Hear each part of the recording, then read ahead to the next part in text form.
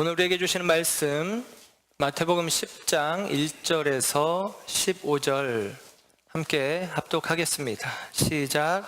예수께서 그의 12 제자를 부르사 더러운 귀신을 쫓아내며 모든 병과 모든 약한 것을 고치는 권능을 주시니라. 12 사도의 이름은 이러하니 베드로라 하는 시몬을 비롯하여 그의 형제 안드레와 세베대 아들 야고보와 그의 형제 요한, 빌립과 바돌로메, 도마와 세리마테, 알페오의 아들 야고보와 다데오, 가나나인 시몬 및 가룟 유다 곧 예수를 판 자라. 예수께서 이 12를 내보내시며 명하여 이르시되 이방인의 길로도 가지 말고 사마리아인의 고을에도 들어가지 말고 오히려 이스라엘 집에 잃어버린 양에게로 가라. 가면서 전파하여 말하되 천국이 가까이 왔다 하고 병든 자를 고치며 죽은 자를 살리며 나병 환자를 깨끗하게 하며 귀신을 쫓아내되 너희가 거저 받았으니 거저 주라. 너희 전대에 금이나 은이나 동을 가지지 말고 여행을 위하여 배낭이나 두벌 옷이나 신이나 지팡이를 가지지 말라. 이는 일꾼이 자기의 먹을 것 받는 것이 마땅함이라. 어떤 성이나 마을에 들어가든지 그 중에 합당한 자를 찾아내어 너희가 떠나기까지 거기서 머물라. 또 그 집에 들어가면서 평안하기를 빌라. 그 집이 이에 합당하면 너희 빈 평안이 거기 임할 것이요 만일 합당하지 아니하면 그 평안이 너희에게 돌아올 것이니라. 누구든지 너희를 영접하지도 아니하고 너희 말을 듣지도 아니하거든 그 집이나 섬에서 나가 너희 발의 먼지를 떨어버리라. 내가 진실로 너희에게 이르노니 심판날에 소돔과 고모라 땅이 그 성보다 견디기 쉬우리라. 아멘. 아멘. 오늘 이 시간도 주님의 은혜와 은총이 저와 여러분 가운데 함께하는 줄 믿습니다. 주님께서 은혜 베푸시기 원합니다. 마태복음 오늘 21번째 시간 부르심과 보내심 사이라는 제목으로 말씀을 전합니다. 오늘 본문의 이야기는 예수님께서 제자들을 부르시고 그 제자들을 훈련하신 후에 하나님 나라를 선포하도록 그들을 파송하시는 이야기입니다. 근데 오늘 이야기 속에서는 예수님의 말씀들로 구성되어져서 예수님의 설교, 어떤 이는 이 본문을 설교라고 이야기를 해요. 여러분 다시 한번 기억하시되 마태는 마태복음을 쓰면서 의도적으로 편집을 했다. 우리가 기억하시고, 그래서 마태는 5개의 예수님의 설교, 강화, 마치도 건물의 기둥 같은 설교를 중심으로 이제 담을 이렇게 벽을 세워가는 형식의 이야기들이 이제 이어지고 있습니다. 그래서 이야기와 설교, 이야기와 설교, 이야기와 설교의 형식으로 구성이 되어지는데, 예를 들면 예수님이 마태복음 3장 4장에 공생애를 시작하시며 그리고 제자들을 부르시고 그 제자들에게 말씀하시는 산상수훈의 말씀이 기록되어 있고 5장에서 7장까지, 그리고 8장과 9장의 이야기, 사건들, 예수님의 능력 행하신, 예수님이 행하신 일들에 대해서 기록해주고 10장에 그 8장과 9장을 받아서 설교의 말씀으로 강화, 확인해 주시고 11장, 12장에도 사건이 기록되고 13장에는 또 우리가 잘 아는 천국은 마치 이와 같으니 하면서 예수님의 설교 말씀으로 이어집니다. 그래서 앞에 있는 내용들이 설교를 통해서 정립되고 확인되어지는 구조를 가지고 있어요. 그래서 오늘 우리가 읽게 되는 10장의 말씀, 살피게 되는 10장의 말씀은 8장과 9장에 대한 이해, 예수님이 행하신 10가지 능력 행하심, 그리고 그 속에서 예수님이 선포하신 복음의 의미를 담아서 우리가 이해하는 것이 중요하다라고 하는 사실입니다. 말씀의 제목처럼 오늘 부르심과 보내심 사이, 먼저 예수님이 부르셨고 제자들을 부르셨고 그리고 그 제자들을 보내시는 것이죠. 저와 여러분에게서도 마찬가지입니다. 주님이 우리를 부르셨고 저와 여러분을 또한 세상 가운데 보내신다는 의미들입니다.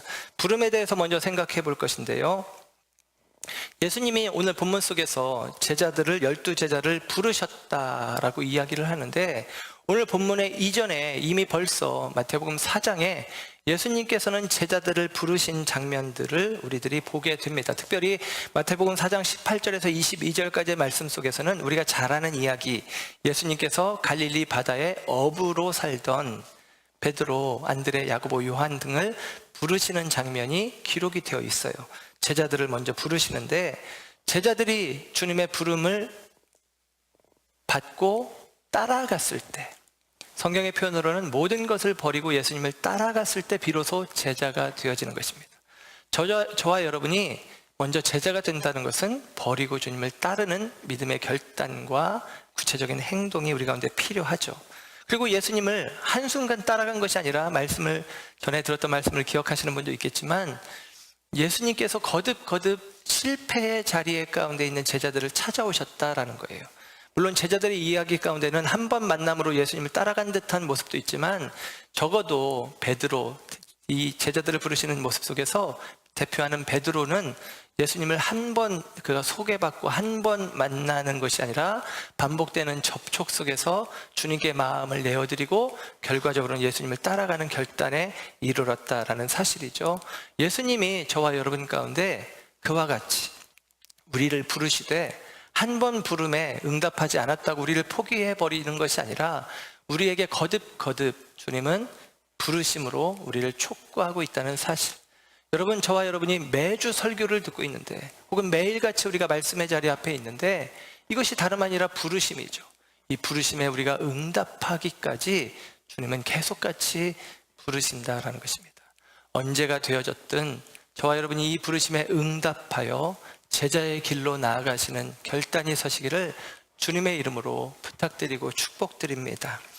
예수님께서 제자들을 부르셨어요. 우리가 지난 시간에 말씀을 통해서 확인했던 것은, 지난주에 말씀의 제목이 목자 없는 양, 일꾼 없는 밭이라는 제목이었어요.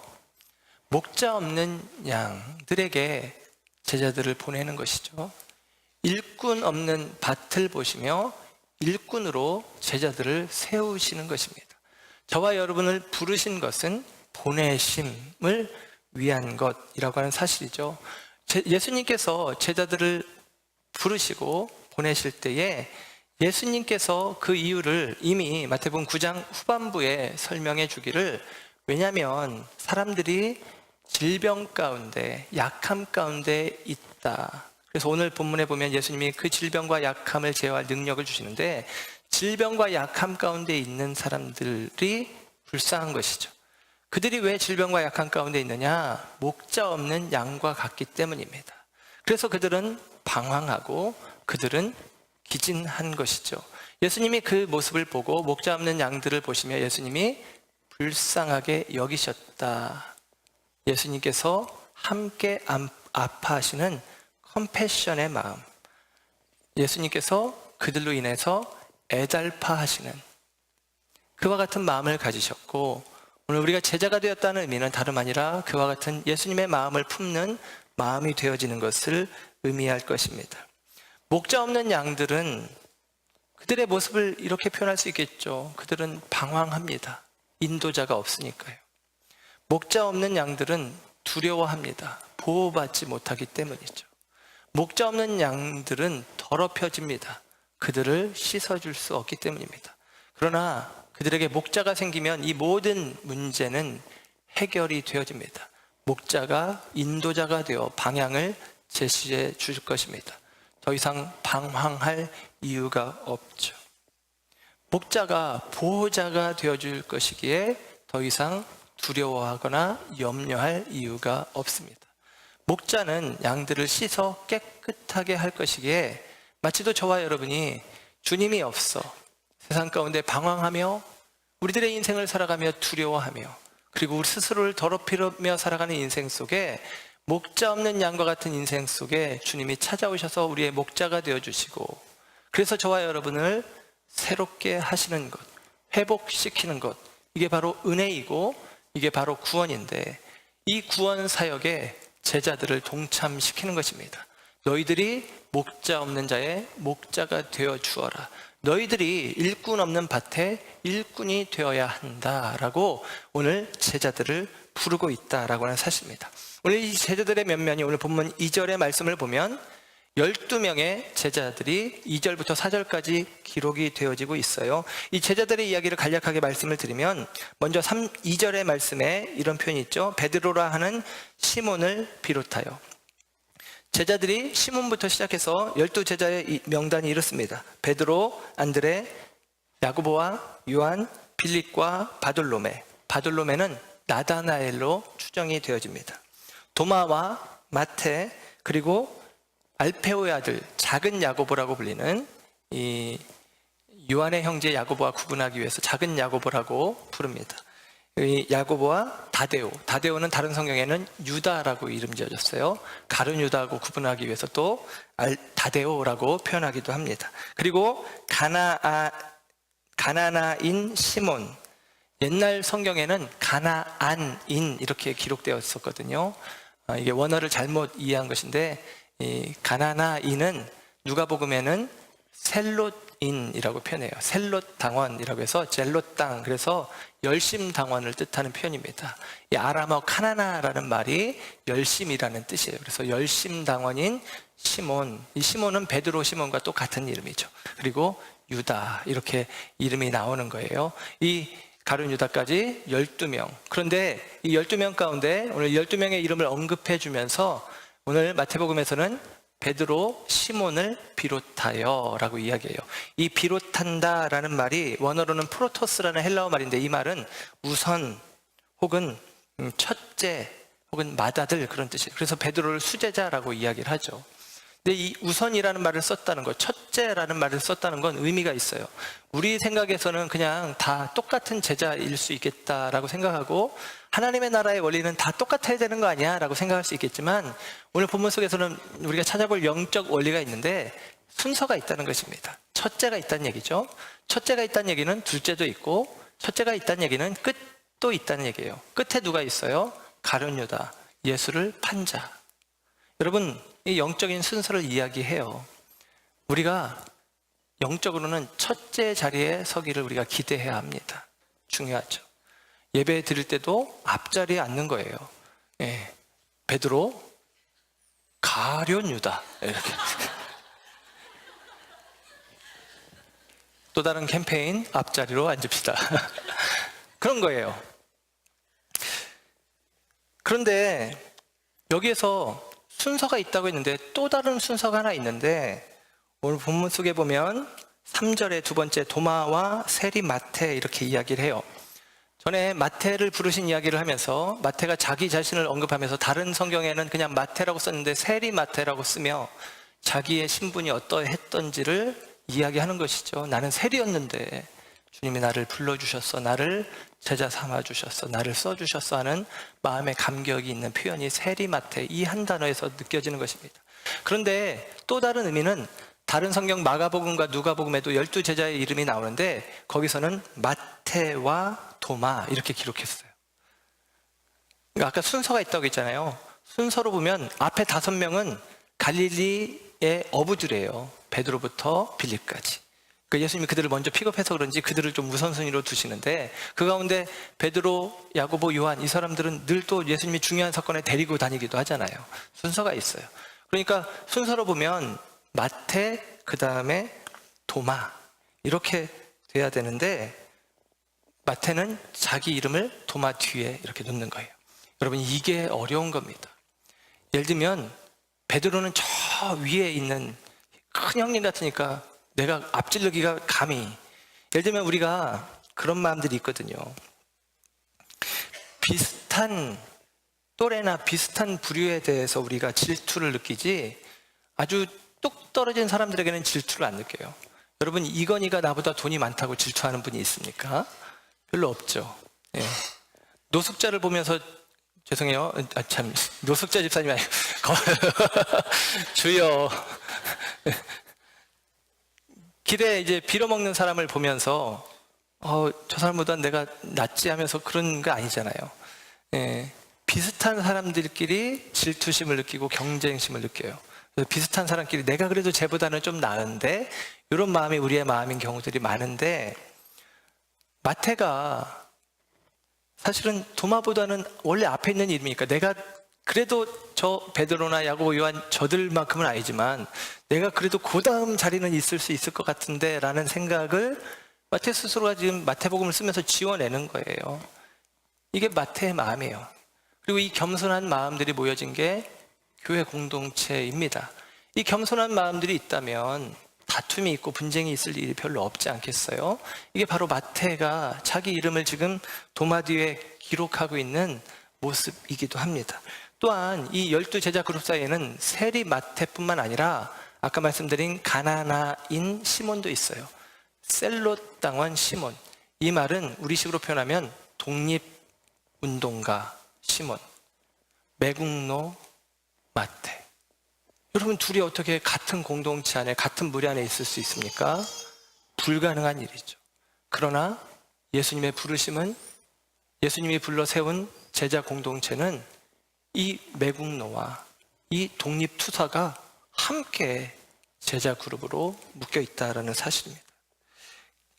같이 부르셨어요. 우리 교회 안에도 예를 들면 우리가 같은 교회로 불렀음에도 불구하고 우리 안에도 다른 성향들, 예를 들면 정치적으로도 다른 성향들이 있잖아요. 그러나 그 정치 성향이 다르다고 서로를 비난하거나 출신 성분이 다르다고 그들과 분리시켜서 패거리를 짓는 모습들이 교회 안에 있다면, 그렇다면 그 교회 공동체는 뭔가 주님이 세운 이 제자 공동체와는 어그러진 다른 모습이라는 사실이죠. 저와 여러분들이 그 모든 것을 뛰어넘어 우리는 그리스도의 이름 안에서, 복음 안에서 함께 모여진, 은혜 가운데 함께 부름받은 공동체라고 하는 사실입니다. 이 인식이 우리 가운데 필요합니다. 또한 오늘 이 12제자를 부르셨는데, 이 12제자는 우리에게 이런 것들을 생각하게 해요. 예수님의 생애 자체가 구약의 출애굽 백성들의 사건을 생각하게 하시는데, 예수님이 공생애를 시작하시면서 요단강에서 세례를 받으시죠. 출애굽 백성들이 홍해를 건너가는 것을 바울은 세례받는 것으로 표현을 합니다. 40년 동안 광야에서 훈련을 받았듯이 예수님이 40일 동안 광야에서 예수님이 시험을 받으시죠. 그리고 이 광야의 백성들이 시내산에서 하나님의 말씀을 받는데, 예수님께서 산상수훈 산에 오르셔서 제자들이 나올 때에 마태복음 5장에서 7장까지 하나님의 말씀, 율법을 신약적인 개념으로 재해석해서 예수님이 말씀을 전해주세요. 그리고 이스라엘 백성들이 12지파로 세워져서 가나안 땅을 세워 하나님의 나라의 모형으로 세워지는데, 예수님은 이 12제자를 파송하시면서 하나님 나라 복음을 통해 하나님 나라를 재건하시는 일들을 이루어 가시는 것입니다. 그래서 이 12이 가지고 있는 상징적인 의미는 하나님의 나라를 세우는 상징적인 의미들을 내포하고 있는 거예요. 특별히 예수님께서 제자들을 부르셨어요. 12명을 불렀죠. 왜 불렀느냐? 왜 불렀느냐? 제자들을 왜 불렀느냐? 아까 말씀드리길 보내기 위해서. 부르심과 보내심 사이. 부르시고 보내시는 것이죠. 오늘 본문 1절의 말씀을 보면 이 사람들을 12제자라고 표현했고요. 2절에서는 마태가 다른 표현을 쓰는데 12사도의 이름은 이러하다라고 이야기해요. 12사도. 여기서 말하는 사도는 헬라어로 아포스톨로스라는 말이고, 이 말은 보냄을 받은 자라는 뜻이에요. 제자는 뭐냐? 사도다. 제자를 주님이 부르셨고 사도로 그들을 보내셨다라고 이야기하는 것입니다. 아까 제자들의 명단을 이야기하면서 한 가지 말씀 안 드린 것이 뭐냐면, 이 제자들의 명단을 보면 둘씩 짝이 지어져요. 베드로와 안드레, 야고보와 요한, 빌립과 바돌로메, 이렇게 이제 짝이 지어지는 거예요. 둘씩 짝이 지어집니다. 실제로 마가복음 6장 7절에는 둘씩 보내시며 이렇게 기록을 해줬어요. 12 가운데 둘씩 보낸다. 왜 2명씩 보낼까요? 혼자 가면 무서우니까?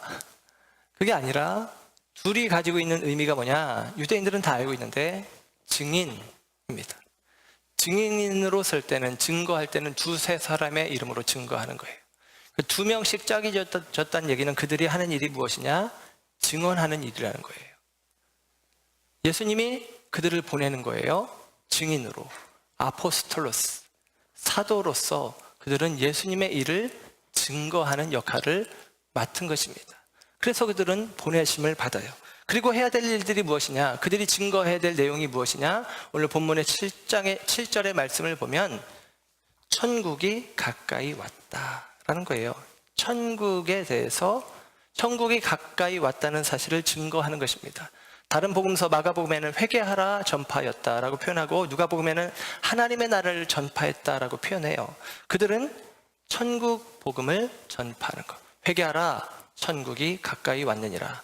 세례 요한이 하는 일이었고 예수님께서 공생애를 시작하시면서 하신 일입니다. 그리고 그 일이 이제는 제자들에게 이어지는 거예요. 너희들이 천국이 가까이 왔다고 증언하여라 라고 이야기하는 것입니다. 그들이 증거할 내용은 천국입니다. 천국. 여기서 잠깐 생각해 볼 것은 여러분, 천국,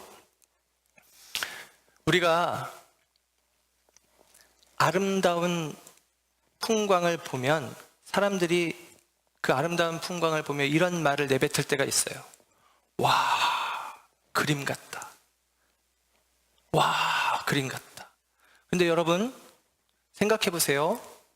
풍경은 실제이고 그림은 허상입니다. 풍경이 실제이고 그림은 허상에 불과함에도 불구하고 사람들은 아름다운 풍경을 보며 와, 그림 같다라고 이야기를 해요. 때로 우리는 풍경보다 그림이 더 가치 있는 것처럼 취급되어지는 모습들이 우리 가운데 있습니다. 허상이 본질을 앞서는 것이죠. 유사가 본질을 넘어서는 일들이 우리 가운데 있다라는 것입니다. 이것은 구약의 개념으로 표현하면 사람들이 가지고 있는 죄성이라고 표현하지만 다른 의미로는 연약함입니다.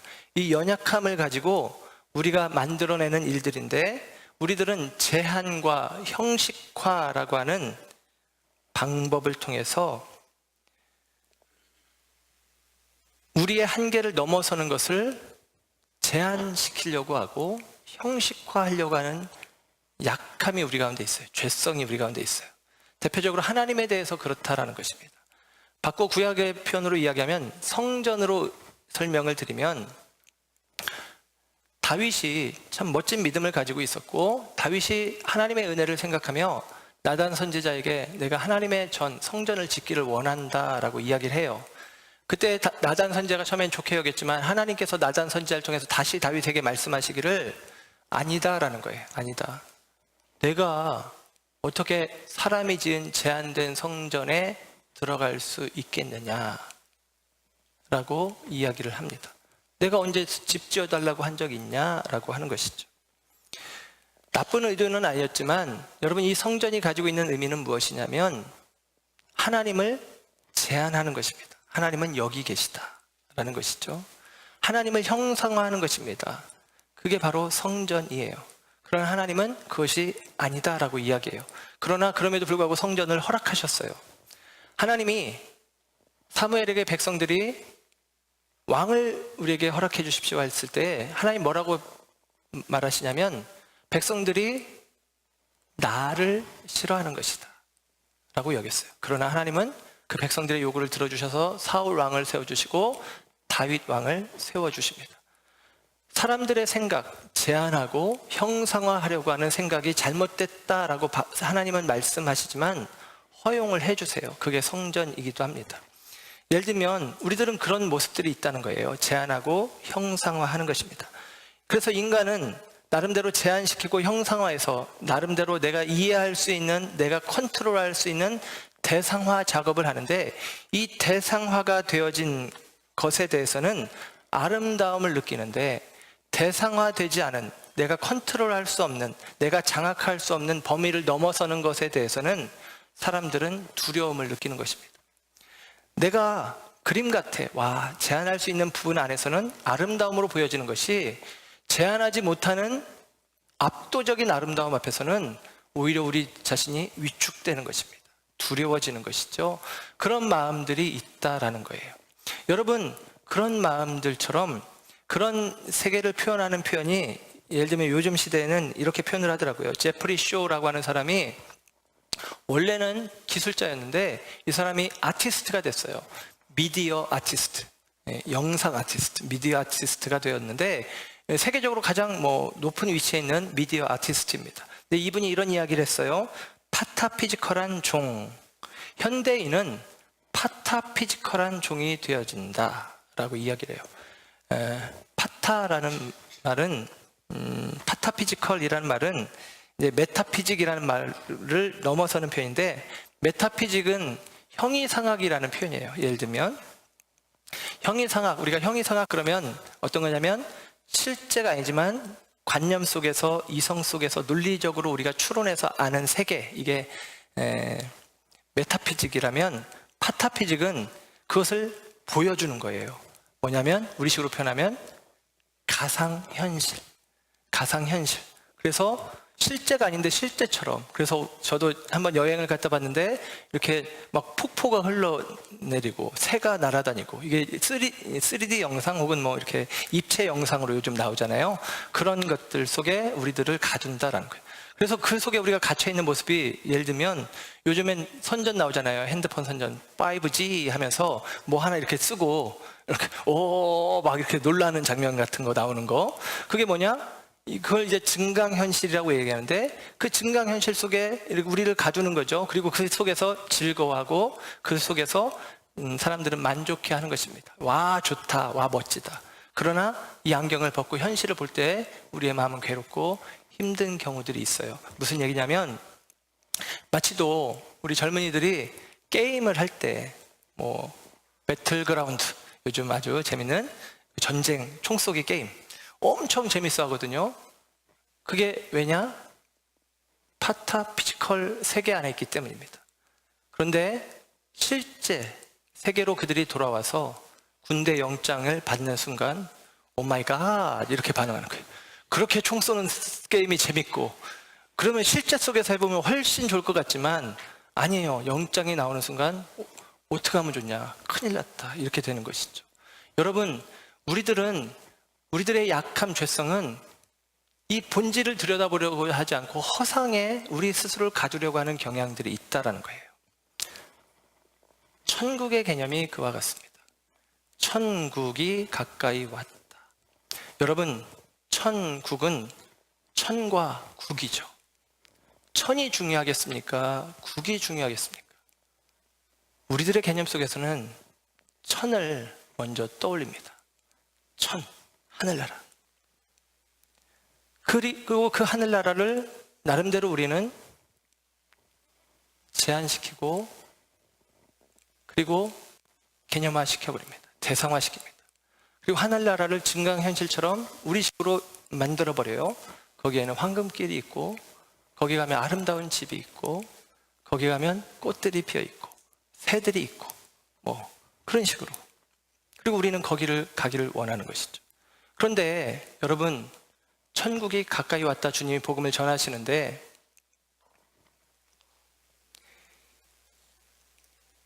천국은 천이 아니라 국이 중요한 것입니다. 그 국이 뭐예요? 나라예요. 그래서 다른 성경에는 하나님의 나라라고 표현하고, 이 천국을 표현하는 영어 성경은 Kingdom of God, 하나님의 왕국이라는 말이고, 혹은 Reign of God, 하나님의 통치라는 개념으로 이해를 하는 것입니다. 천국은 우리가 도달해서 가야 될 곳이 아니라 하나님이 우리를 다스리시는 현장, 실제가 천국이어야 한다라는 사실입니다.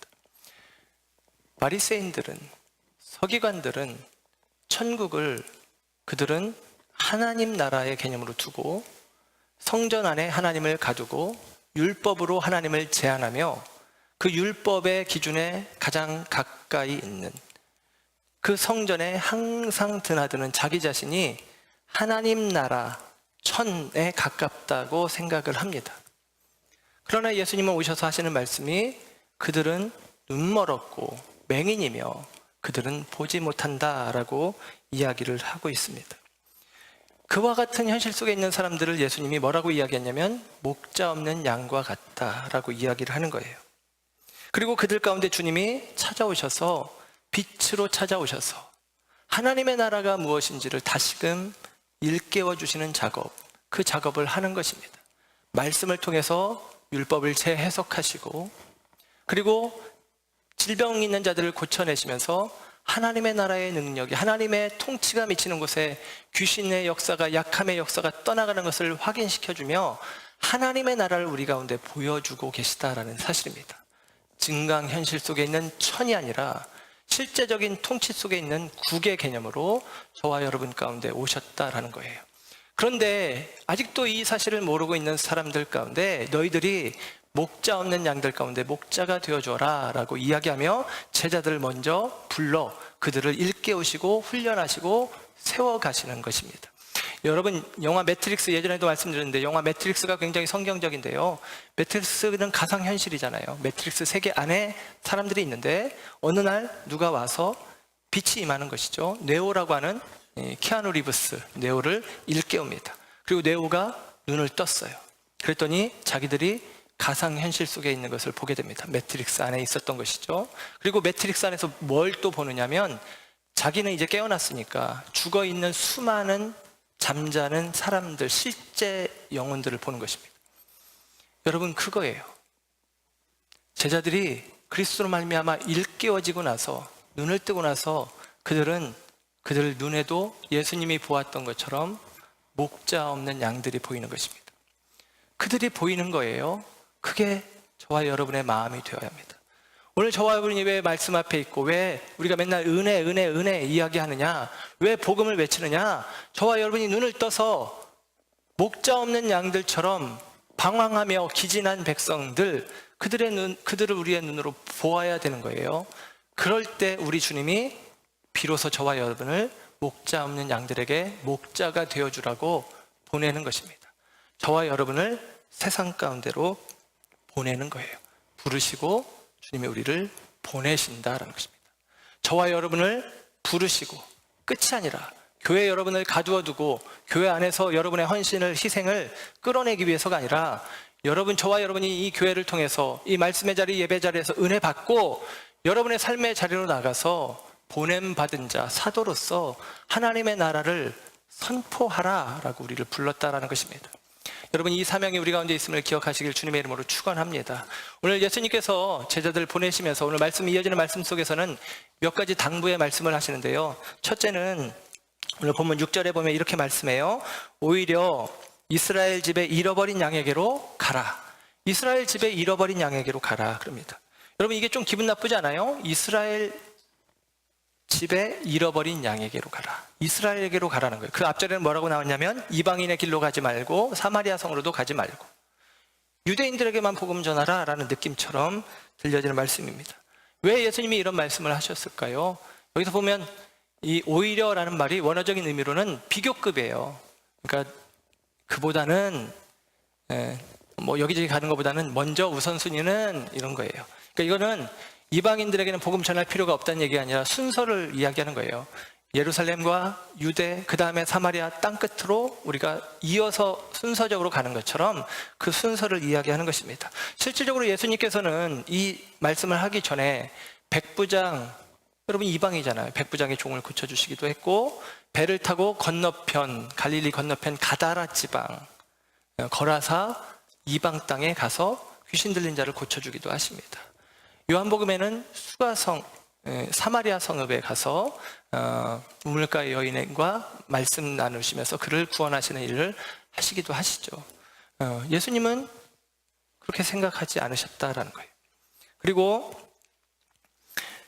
마태복음 15장에 가면 예수님께서 두로와 시돈으로 가셨다가 거기서 가나안 여인을 만나는데, 가나안 여인이 예수님께 부탁합니다. 내 딸이 지금 귀신 들려 힘들어하는데 고쳐주세요. 그랬더니 예수님이 무슨 말씀하시면 오늘 본문에 있는 이 6절에 있는 말씀을 하시는데 이렇게 말씀하세요. 나는 이스라엘 집에 잃어버린 양 외에는 다른 데로 보내심을 받지 않았다. 오우, 기분 나빠.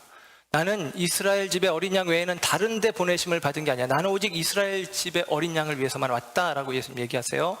근데 이 여인이 개처럼 취급하는 자기를 불편하게 여기지 않고 부스럭이라도 달라는 은혜를 구하는 마음을 갖습니다. 그때 예수님이 그 딸을 치료해 주시는데, 여러분 무슨 의미입니까?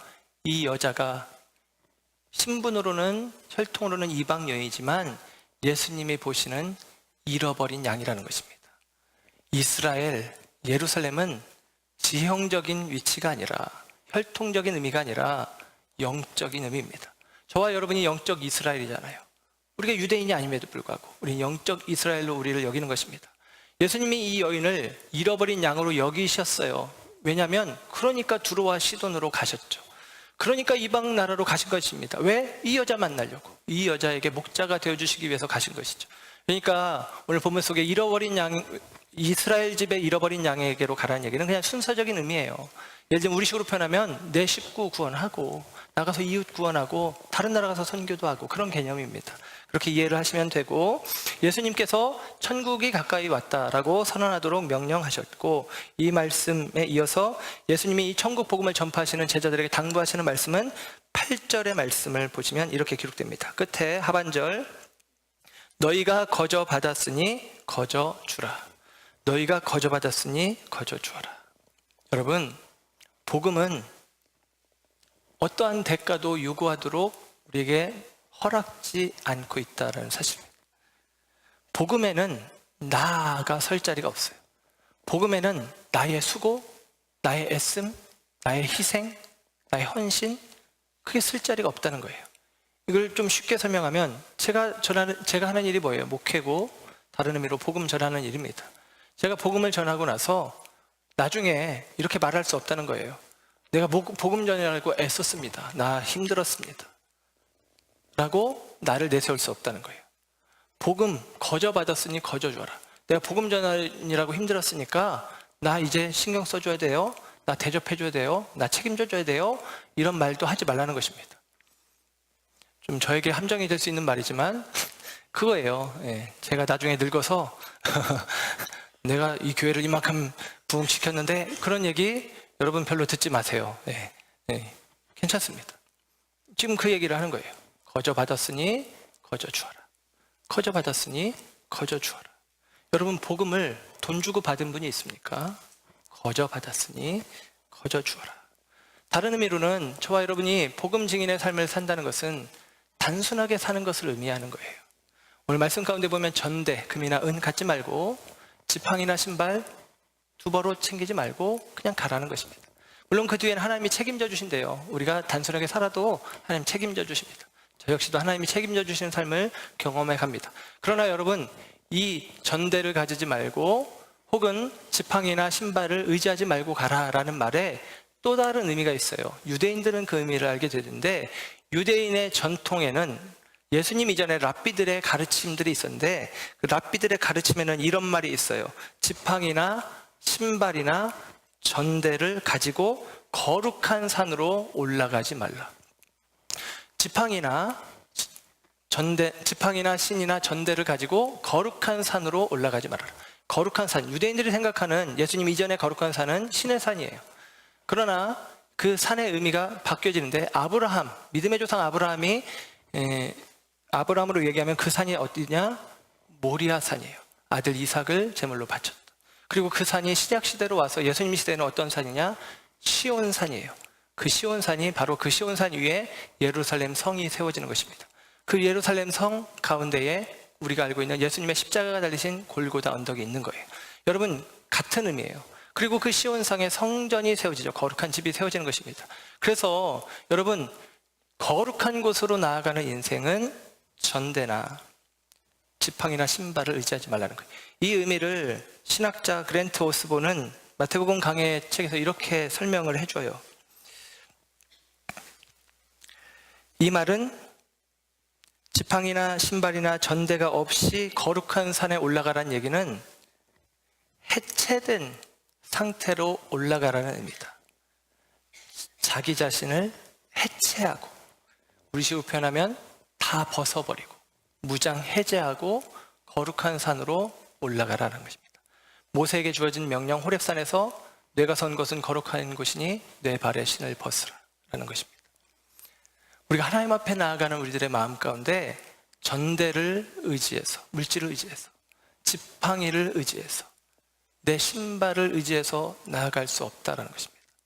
우리는 완전히 해체된 상태로 무장이 해제된 상태로 나아가는 거예요.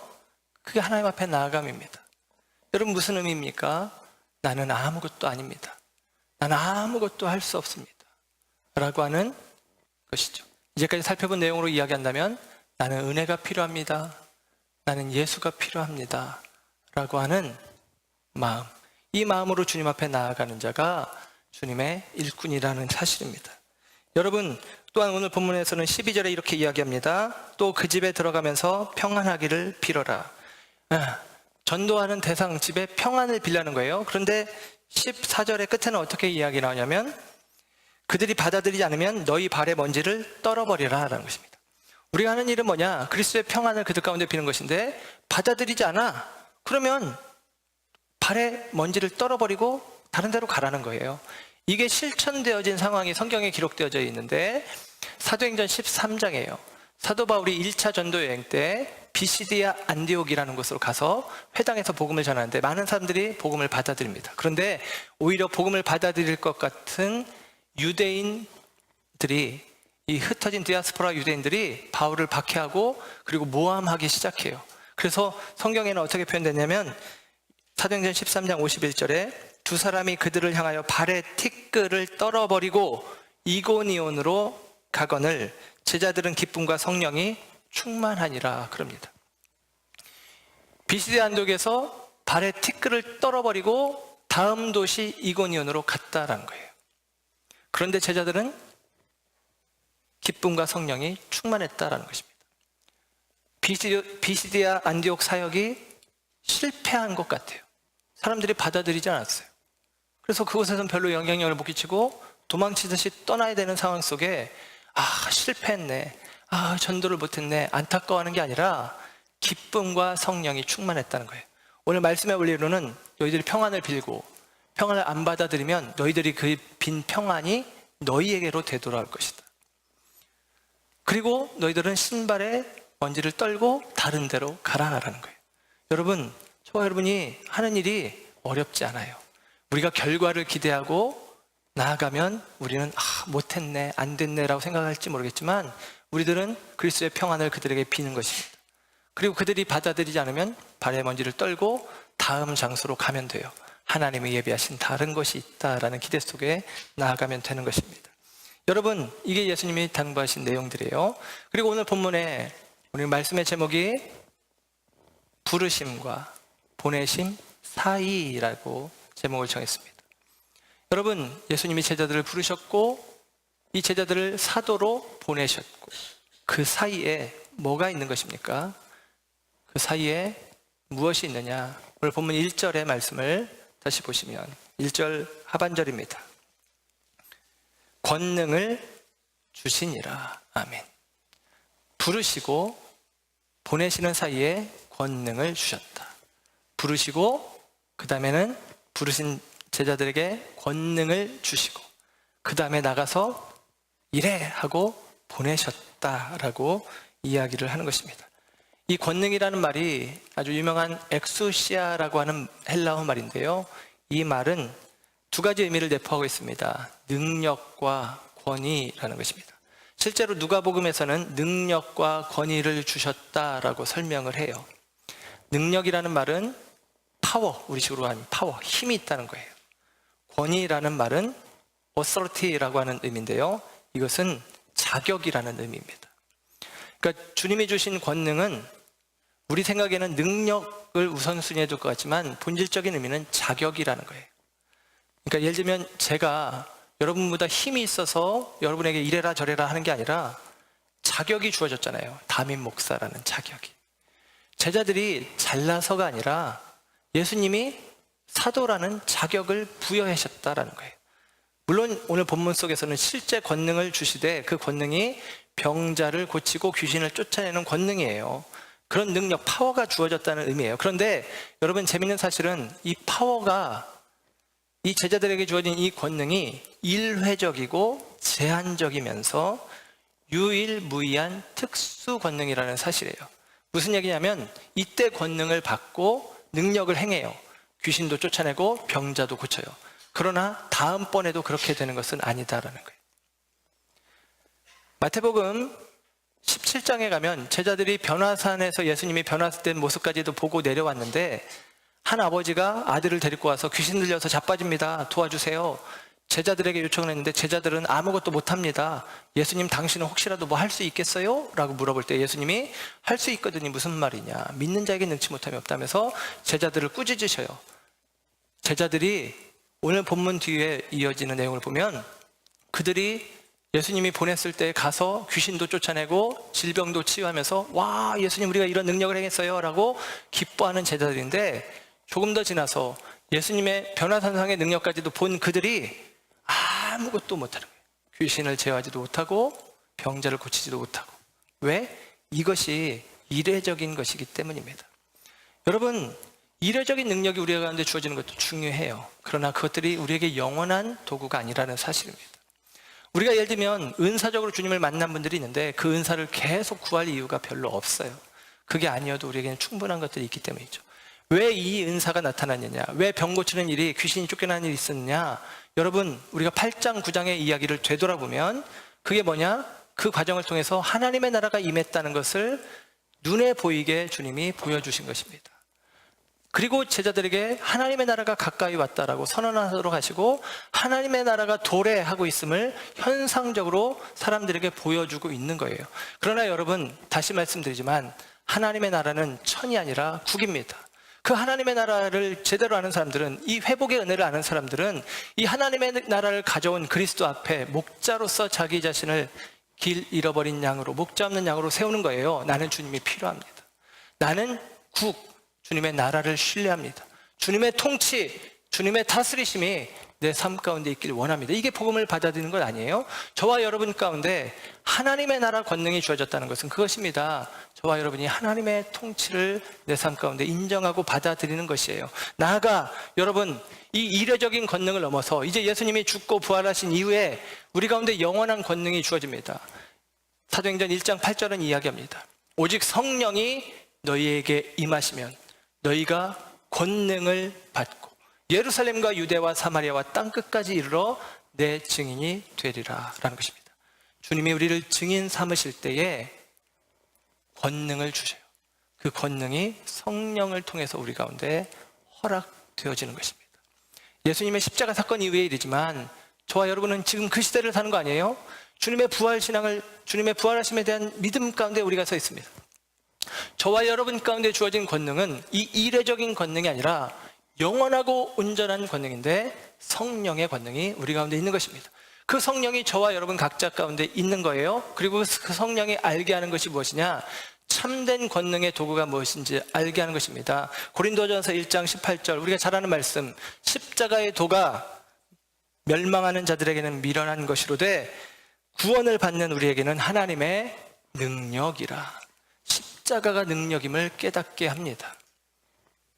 고린도전서 1장 24절은 이어서 말합니다. 오직 부르심을 받은 자들에게는, 보내심을 입은 자들에게는, 유대인이나 헬라인에게나 그리스도는 하나님의 능력이요 하나님의 지혜니라.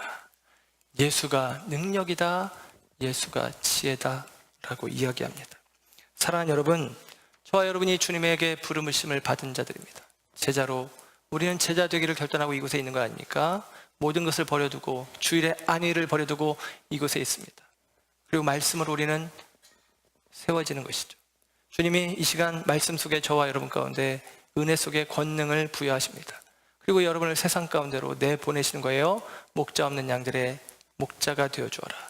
일꾼 없는 밭에 일꾼으로 나아가라 라고 우리를 주님이 부르시고 보내시는 것입니다. 그리고 오늘 말씀 속에 권능을 주시는 거예요. 먹을 것을 주신다.